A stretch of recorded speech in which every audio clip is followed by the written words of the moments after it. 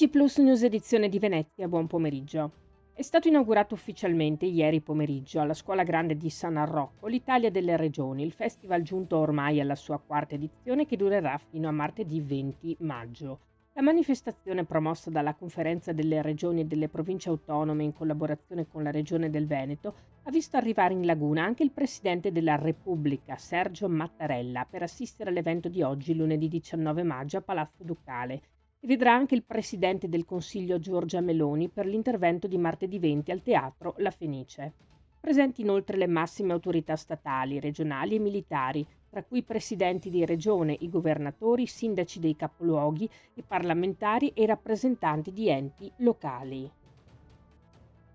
Passiamo alla cronaca e ci spostiamo a Jesolo, dove la polizia locale ha sanzionato un gruppo di giovani studenti stranieri per violazione del regolamento di polizia urbana che vieta il consumo di bevande alcoliche fuori dai locali pubblici, quindi in luoghi pubblici compreso l'arenile.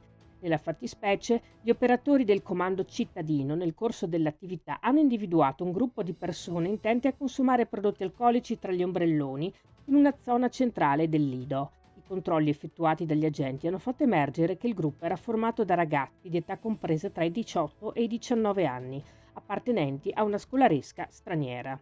Gli operatori hanno quindi sequestrato circa 30 bottiglie di birra e superalcolici e sanzionato i ragazzi.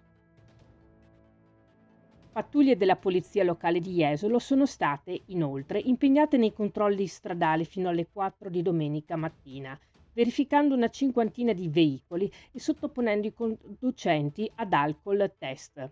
Durante tali controlli, 4 soggetti presentavano un contenuto di alcol nel sangue superiore ai limiti di legge. Tale violazione ha comportato per i 4 soggetti il ritiro della patente di guida e una denuncia per guida in stato di ebbrezza. Passiamo allo sport con il calcio. La Lega di Serie A ha comunicato la programmazione della 38esima giornata del campionato di Serie A Anylive 2024-2025, che vedrà il Venezia Football Club affrontare la Juventus allo stadio Penzo.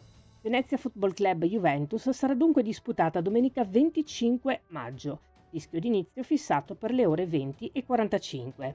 Questa sarà la nostra ultima notizia. Grazie per essere stati con noi, arrivederci.